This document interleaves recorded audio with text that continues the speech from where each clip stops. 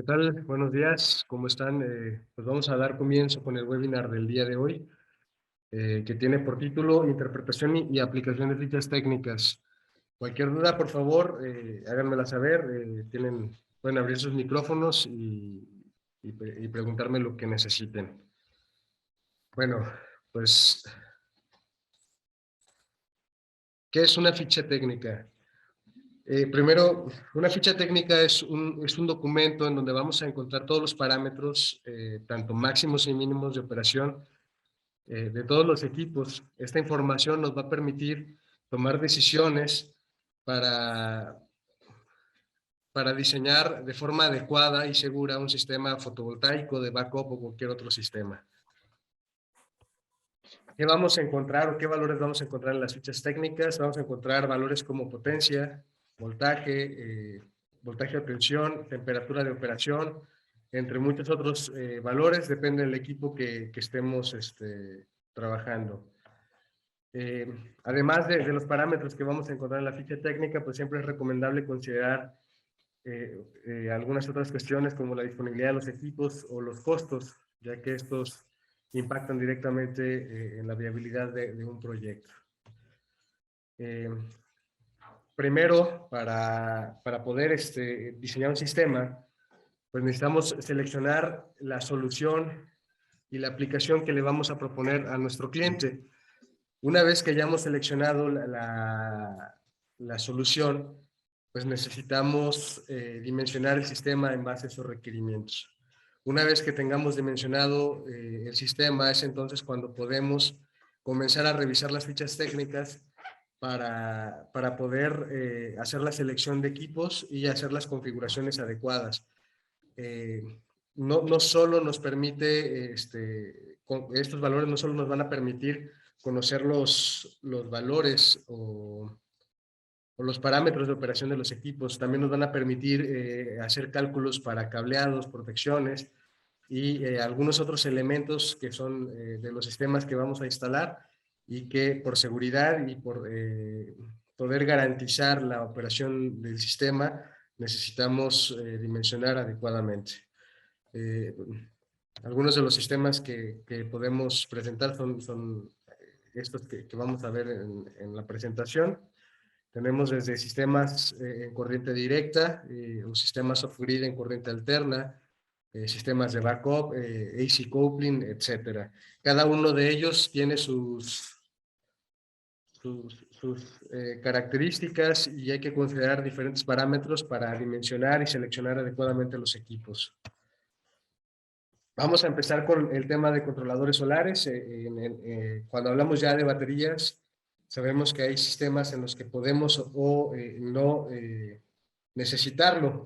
Podemos instalar un sistema de backup sin instalar un solo panel y que se cargue con la red o con algún generador y utilizar esta energía para abastecer las cargas que se necesiten. En este caso en particular, para ver pues, los elementos más comunes en los sistemas que construimos, vamos a empezar con los controladores de carga solar. Y creo que es uno de los elementos en donde más dudas existen cuando diseñamos un sistema. Cuando abrimos la ficha técnica, la mayoría de los fabricantes lo que hacen es colocar en la parte superior diferentes modelos que pertenecen a la misma familia.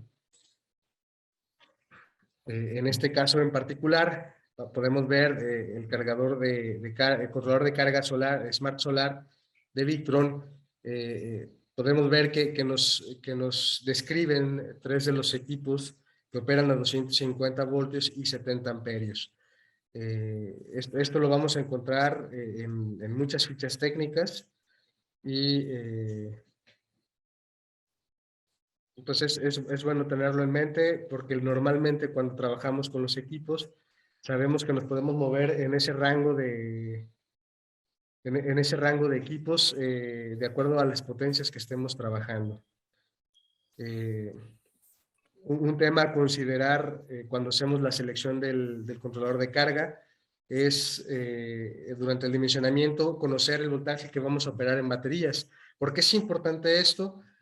Porque primero lo necesitamos para hacer la selección del controlador y en otras cuestiones nos va a ayudar a seleccionar calibres, etcétera. Entre más grande sea el sistema, se recomienda que el voltaje de operación o la tensión de la batería sea lo más alto posible.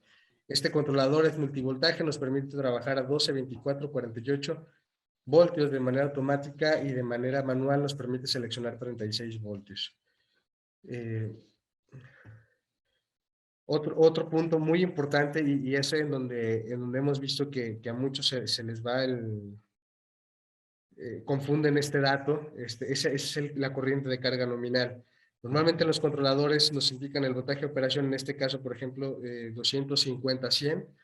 El 250 se refiere a la tensión a la que vamos a conectar los paneles y los 100 es la corriente a la que vamos o a la que nos permite cargar las baterías.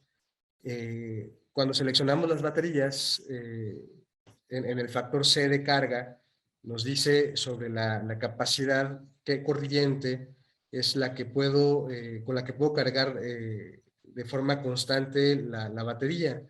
Este valor se refiere a eso. En el caso de los controladores de carga solar, este valor es configurable y nos permite modificarlo de acuerdo al banco de baterías que vamos a construir.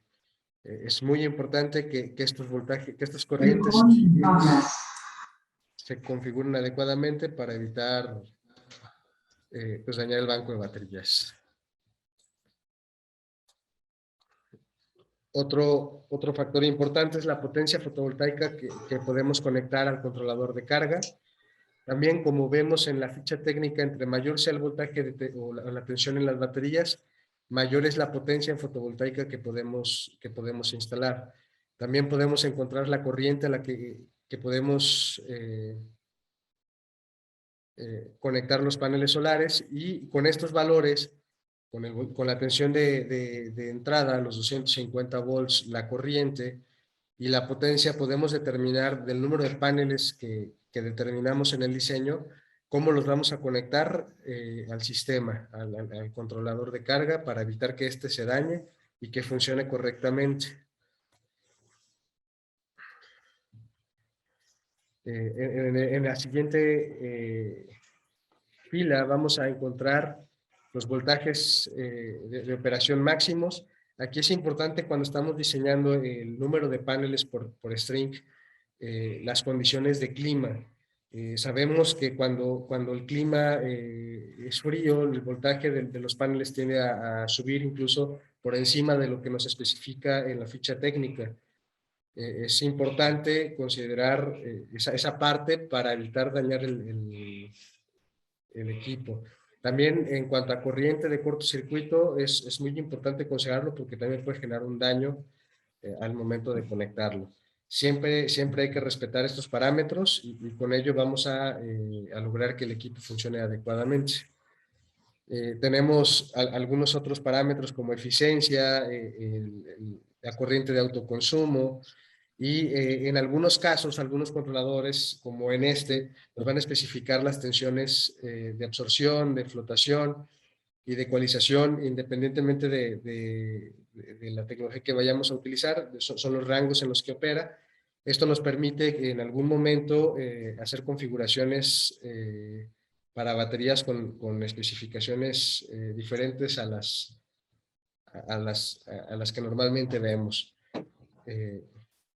La mayoría también tiene ya algoritmos de carga precargados según la tecnología que se va a utilizar, y esto nos permite pues mejorar los tiempos de carga, mantener la vida útil de la batería, etcétera.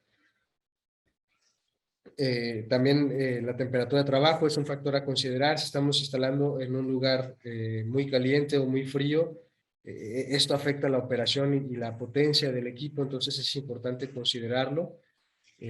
Sobre todo si las condiciones en las que vamos a instalar sabemos de antemano que no cumplen con la nominal, que es de 40 grados en este caso. La humedad es otro factor que se necesita tomar en cuenta. Si estamos en un lugar donde la humedad suele ser muy alta, incluso se recomienda instalar alguna resistencia para mantener pues la humedad baja y evitar condensación en los equipos que en el momento en el que comiencen a trabajar pues generen algún daño. Vamos a ver altitud de operación según la altitud, bueno, altitudes muy altas, la electrónica puede dañarse. ¿Por qué? Porque la resistencia del aire es menor. Entonces, si nosotros instalamos sistemas en lugares con mucha altitud, puede pasar que por la baja resistencia que tiene el aire se haga un arco eléctrico interno y pues genera algún daño en la tarjeta. Es poco común esto aquí en México, pero y pues si en algún momento se piensa o se planea instalar a más de 2.000 metros o 3.000 metros, es importante considerar pues todos estos factores.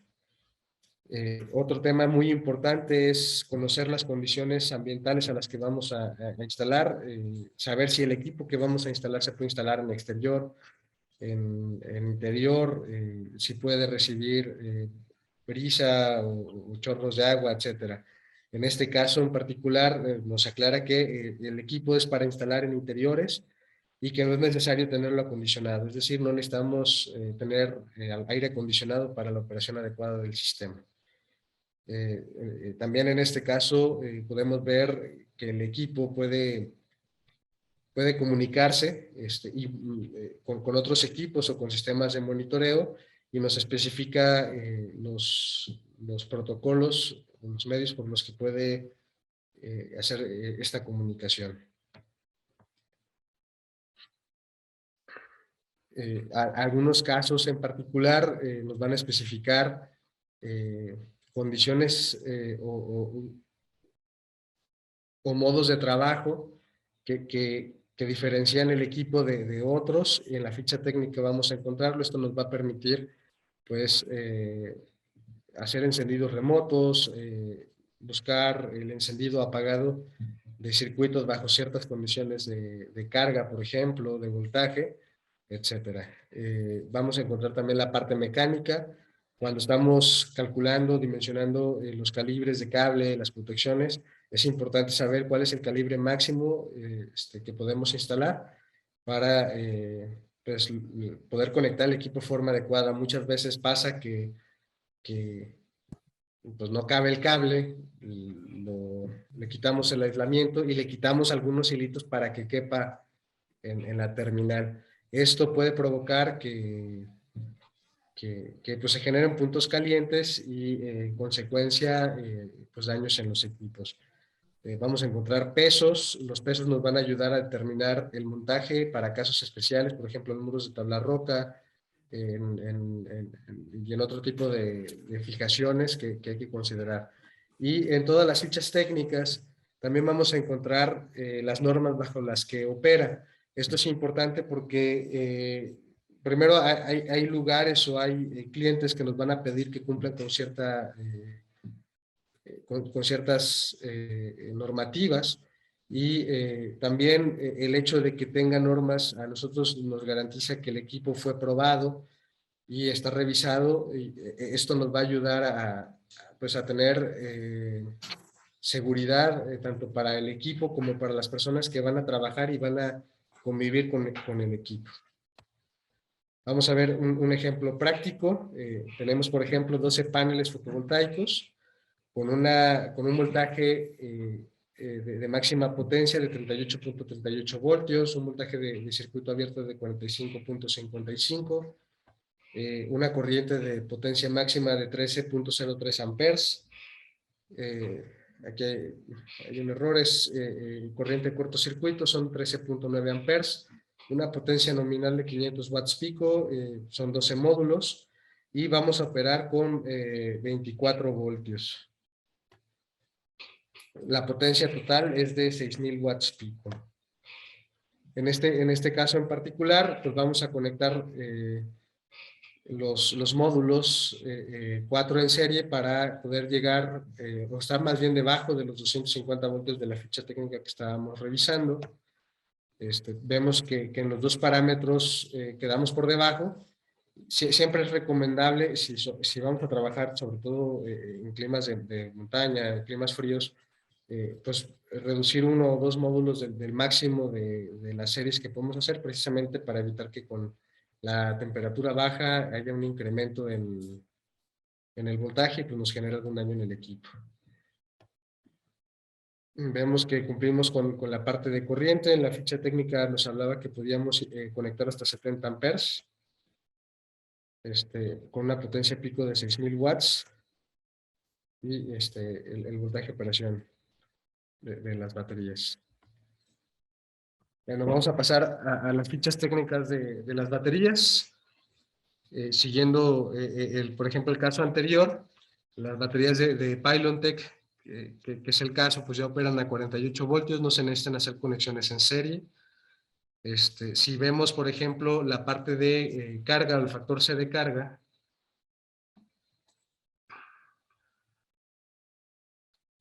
nos dice que el recomendado es de 25 amperes. Entonces, si vamos a conectar el controlador de 250 a 100 amperes para poder cubrir o aprovechar toda la corriente que nos puede entregar el controlador de carga, necesitaríamos conectar 4 baterías Pylontech en paralelo para llegar a los 100 amperes que nos puede entregar el controlador. En el caso de las fichas técnicas de las baterías, vamos a encontrar, además del voltaje nominal, vamos a encontrar la capacidad de la batería. En algunos casos en específico nos va a indicar la capacidad nominal y además la capacidad útil. Esta parte, por ejemplo, en ácido o en algunas otras tecnologías, nos lo presenta en tablas y determinamos la capacidad en base a las horas de uso de la batería. Lo vamos a ver un poquito más adelante. Vamos a encontrar valores como las dimensiones, el peso. Esto nos va a permitir seleccionar el montaje adecuado para la batería. En este caso, Pylontech, pues son montables en rack, entonces pues nada más es buscar un rack que nos dé las dimensiones adecuadas para este sistema, o se puede construir alguno bajo estas características de medida. También nos habla sobre los puertos de comunicación. En las baterías de litio, la mayoría usan puertos de comunicación para que tanto el cargador como el inversor pues conozcan los estados de carga de la batería, las corrientes a las que está descargando, se está descargando, etcétera. Esto nos ayuda pues a proteger un poco más la batería. Temperaturas de operación, la humedad, la altitud otra vez a la que podemos trabajar, las certificaciones que tiene y el diseño, en este caso la vida útil que está estimada. En las baterías, el DOD, que es un valor muy importante, básicamente pues lo utilizamos para saber cuánto vamos a sobredimensionar de la batería o de la capacidad de la batería, qué porcentaje podemos utilizar para alimentar cargas. Y en todas debería venir el tiempo de vida útil de la misma batería. Vamos a pasar a otro ejemplo de baterías. Esta es de litio también, pero esta batería es similar a las baterías de gel. De hecho, es la que reemplaza nada más en litio. En las fichas técnicas vamos a encontrar información general, también certificaciones, los ciclos de vida. Encontramos de nuevo el DOD, que en este caso es del 80%, las temperaturas de operación, etcétera.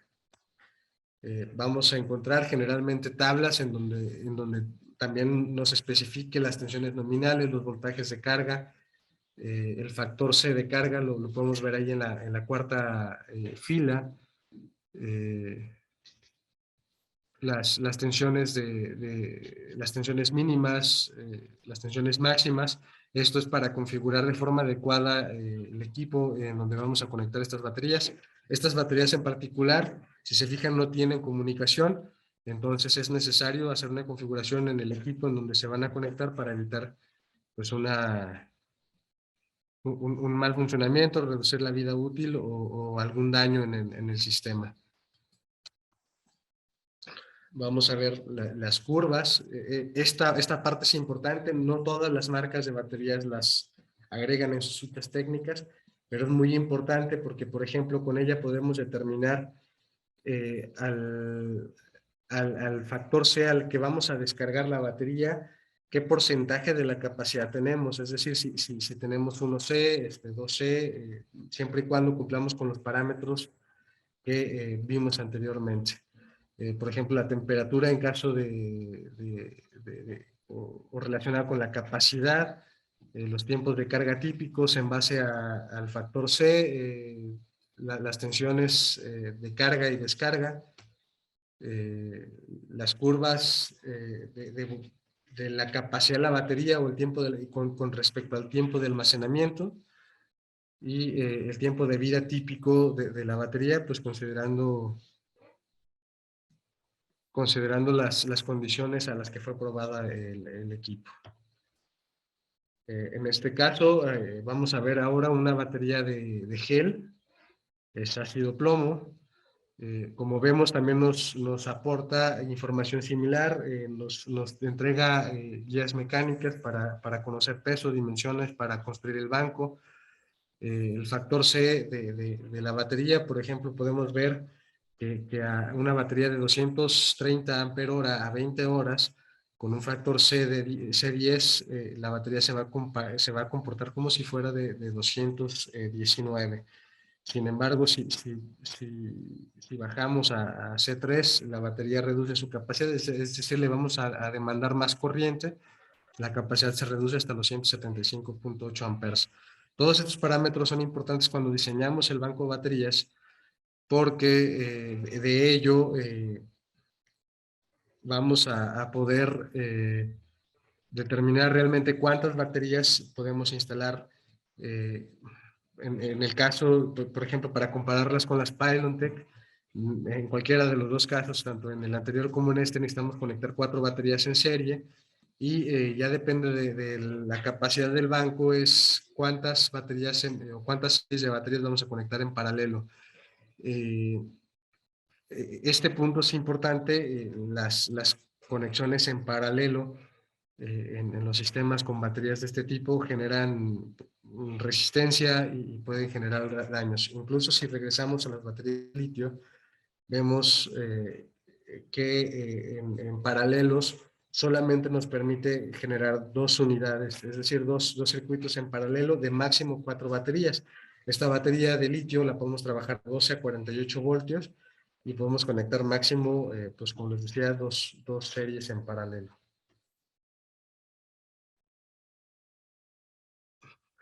Volviendo a la batería de gel, aquí vamos a ver la capacidad en base al tiempo de operación de la batería. Está muy relacionado con el factor C. Vemos que entre menor sea el tiempo de, de, de descarga, pues mayor es la corriente que se le demanda y también es menor la capacidad de la batería. Y nuevamente vemos las curvas. En este caso vemos el comportamiento de la batería en descarga en cuanto al factor C, los tiempos de carga, que en ácido plomo es importante considerarlos, el número de ciclos en base al porcentaje de descarga de la batería. Vemos que podemos darnos cuenta si vamos a descargar una batería al 80% o al 50%, cómo afecta esto en la vida útil de la batería, y también la parte de temperatura en la parte operativa, cómo nos va a afectar operar la batería en un lugar muy cálido o en un lugar muy frío. Vemos cómo corremos hacia la derecha en cuanto a la temperatura, cómo va descendiendo el número de ciclos de la batería. Vemos nuevamente una gráfica de temperatura con respecto a la capacidad de la batería. También entre más cálido sea un lugar, menor es la capacidad de la batería. en la parte de almacenamiento de la misma batería. Las baterías se van degradando con el tiempo, aunque no estén en operación, y esto pues genera una degradación en las mismas celdas. Entonces, pues si vamos a tener almacenar las baterías, también es importante considerar estos valores. Y pues vamos a pasar a la parte de inversor. El inversor, primero, una vez que hayamos diseñado el sistema, vamos en base al consumo, a la potencia y a los arranques o al tipo de cargas que vamos a conectar, vamos a seleccionar la potencia del inversor. También es importante seleccionar el inversor de acuerdo a la tensión de los equipos que vamos a alimentar. En caso de que no cumpla con estas características, pues se pueden instalar transformadores secos o autotransformadores que nos permiten modificar estos valores de tensión para alimentar las cargas. Como les comentaba en la parte del controlador, los fabricantes también por familia nos van a poner en la misma ficha técnica pues diferentes potencias del equipo. En este caso, el inversor 4 que tenemos a 48 voltios en diferentes potencias y en un caso en particular, el los voltajes, hay un equipo que nos permite alimentarlo a 12, 24 o 48 voltios. En este modelo en particular, esta familia en particular, toda la salida de los equipos es a 110, 110 voltios con una fase y un neutro. En las fichas técnicas vamos a encontrar, como les mencionaba también en la parte controlador, modos de operación particulares del equipo. Por ejemplo, el Power Assist, que nos permite alimentar equipos con la potencia del inversor y si pasan esa potencia, poderlos complementar con otra fuente de generación, ya sea la red o un generador.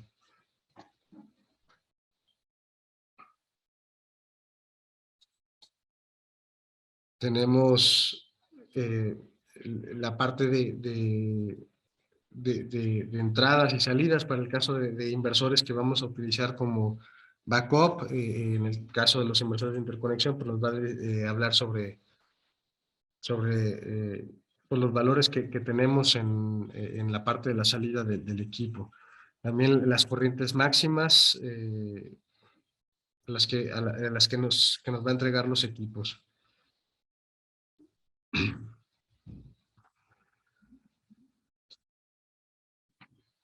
Como les comentaba, el sistema opera o a su salida en un voltaje, una tensión de 120 voltios.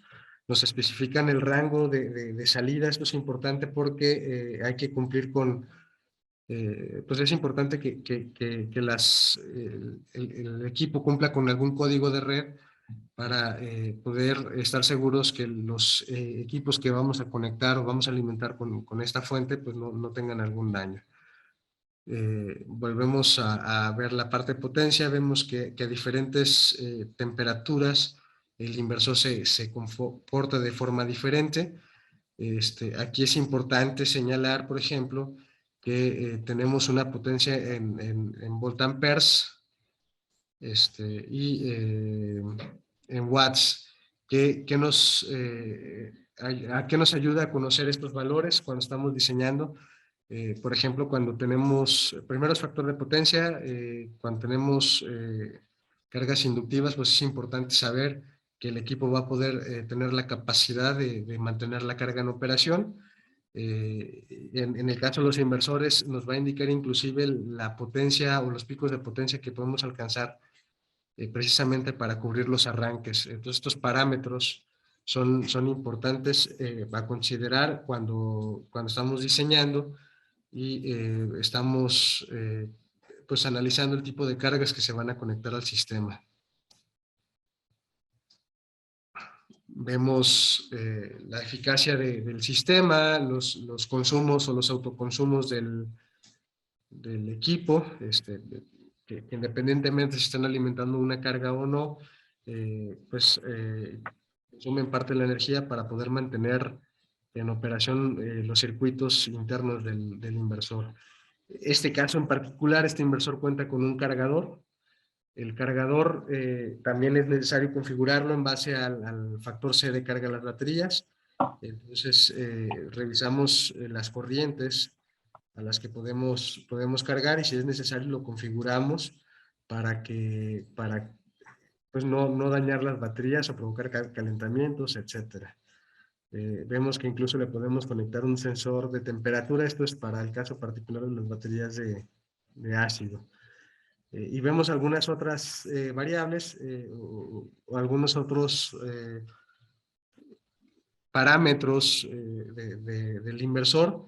Por ejemplo, este cuenta con una salida auxiliar, tiene un relé programable, tiene protecciones, nos habla de qué tipo de protecciones tiene, si tiene encendido o apagado remoto. Todo esto nos va a permitir diseñar un sistema más personalizado hacia el cliente. Por ejemplo, si necesitamos que envíe una señal de arranque a un generador, se puede programar el relé programable para que llegue, para enviar esta señal y pues genere el encendido del motor y pueda abastecer las cargas en caso, por ejemplo, de que se descarguen las baterías o haya algún otro tipo de fallo. E incluso podemos programar encendido de algunas otras cargas en base a estos parámetros o desconectarlas, por ejemplo. Vemos la parte de comunicaciones y pues la parte de la guía mecánica, que volvemos a lo mismo de baterías, a lo mismo del controlador. Estos parámetros nos van a permitir conocer qué tipo de fijación vamos a tener y qué pesos tiene que resistir para pues, tener seguro el equipo. Vamos a ver también las clemas, los bornes de conexión, de qué tipo son y de qué calibres puede aceptar para pues evitar ahí eh, hacer actividades inadecuadas al momento de hacer la instalación.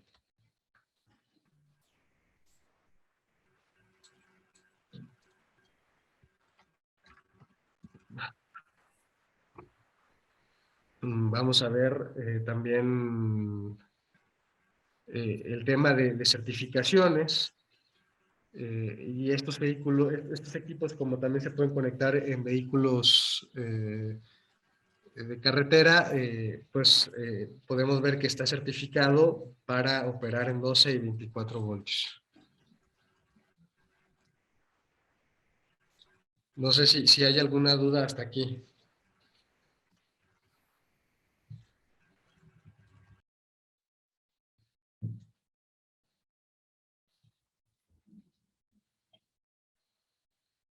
Bueno, pues vamos a hacer un repaso de las consideraciones ¿Qué que tal? necesitamos. Sí, Una dígame, pregunta, ingeniero. dígame.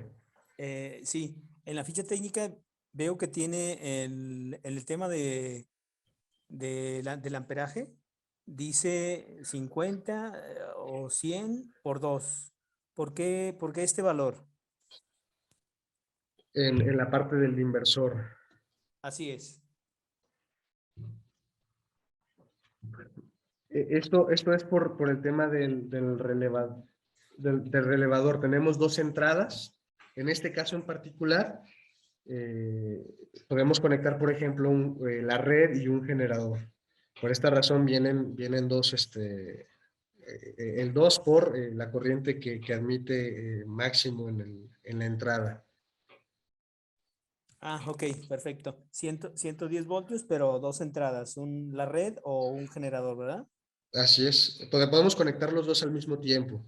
Y por ejemplo, en el caso de que las baterías lleguen a un estado, enviar una señal de encendido para arrancar un generador, por ejemplo, en caso de falla de la red. Tenemos manera de tener dos respaldos en, en el sistema, Ujú. baterías y un generador, además de la red. Por eso viene con dos entradas. Perdón, no veo dónde aparece la parte de la entrada de energía del arreglo fotovoltaico. Este inversor no cuenta con entrada para la parte fotovoltaica. Sería necesario conectar los módulos solares a un controlador de carga y este va a un bus en donde vamos a conectar las baterías y vamos a conectar este inversor. De esta manera, todos los equipos quedan conectados al mismo punto y nos permite, por ejemplo, hacer autoconsumo, en donde si ya están cargadas las baterías y hay radiación solar, podemos abastecer las cargas con la misma radiación solar. Hay equipos que son all-in-one y estos sí tienen ya integrado un controlador de carga que en uno solo nos permite pues, hacer todas las conexiones. Este caso en particular podemos conectarlo mediante un bus a paneles solares con un controlador de carga o bien conectar solamente alimentación en corriente alterna y las baterías a modo de backup sin paneles solares. Ajá, ok, perfecto. ¿Cuál sería el modelo más robusto de la familia Victron? Yo creo que el 4 es el mejor, el equipo más robusto que tenemos disponible con Victron. Por ahí está saliendo el 4.2, que todavía puede llegar a tener mejores prestaciones que este modelo. Ah, ok, perfecto. Muchas gracias. A usted. ¿Alguna otra duda? A ver, en el chat tenemos algunas preguntas. Preguntan, para hacer sistemas a 2 fases con estos equipos, ¿qué equipo requiere de otro dispositivo aparte? Hay 2 posibilidades para trabajar con los equipos de Victron. Uno es con un autotransformador. El autotransformador lo alimentamos con una fase y nos entrega 2. O bien podemos instalar 2 o 3 equipos y en la configuración podemos operar el sistema incluso de manera trifásica. Para acoplar los inversores y tener 2 fases, solo se configuran los inversores en este otro equipo aparte. No, solo se pueden configurar los inversores o como decía Saúl, se pueden conectar se puede conectar un autotransformador. Ya depende de las necesidades. Nada más en el autotransformador si es necesario considerar, por ejemplo, que las cargas que las fases estén bien balanceadas para no tener más de 32 amperes de retorno por el neutro. En el momento en el que superamos esos 32 amperes en el neutro por desbalanceo, el sistema se protege. Entonces, en cualquiera de los 2 autotransformadores es importante considerar este punto para evitar que el equipo pues esté protegiendo. ¿Alguna otra duda de alguien más?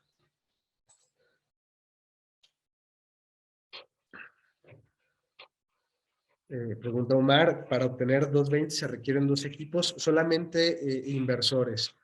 La parte de controladores de carga va en función del diseño que tengamos en la parte fotovoltaica. Cuando estamos dimensionando el sistema, vamos a calcular un banco de baterías y depende del tiempo de carga que tengamos. Por ejemplo, puede ser una semana para casas donde solamente pues el cliente va a estar sábados y domingos o viernes, sábados y domingos, pues tenemos de 4 a 5 días de carga. Entonces, jugando con esos parámetros, podemos jugar también con el número de módulos y el número de módulos y en los tiempos de carga que necesitamos es como vamos a jugar con el número de controladores para lograr la carga adecuada del sistema. Lo único que tenemos que considerar es el factor C de carga, no superarlo, porque ahí sí podemos provocar, en el caso de litio, pues que se esté protegiendo el banco de baterías, generarle algún daño, o si es de plomo ácido en el banco de baterías, podríamos incluso generar alguna degradación muy grave en la batería. Es importante considerar esa parte.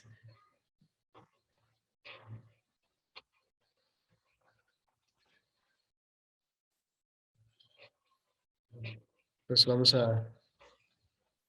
Hay otra pregunta más de Jorge Rojas. Menciona, ¿podrías profundizar más en la interpretación de las gráficas de las baterías? Básicamente en las primeras 2 que mostraste en las baterías Duravolt. Ok, vamos a regresarnos.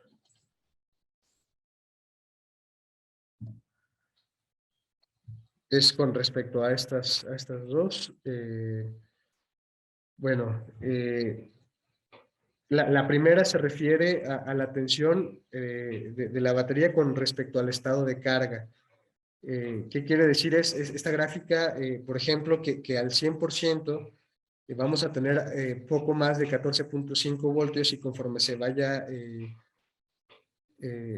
pues descargando la batería, esta tensión se va a ir reduciendo.